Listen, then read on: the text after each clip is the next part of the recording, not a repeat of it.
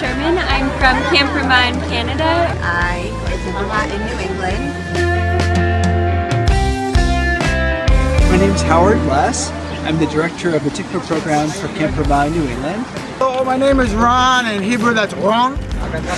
So I'm Ron. From our home campus, Camp Ramah in Wisconsin, where we're very happy to say we met 41 years ago.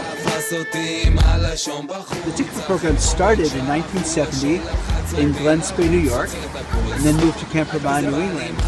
And now every one of the Camp Ramah programs has some type of program for campers with disabilities.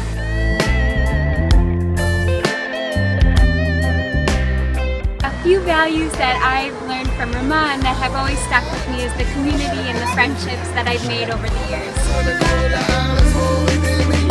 This ride is just extraordinary since we have people from every Ramah camp, and we're all riding, hiking, and raising funds.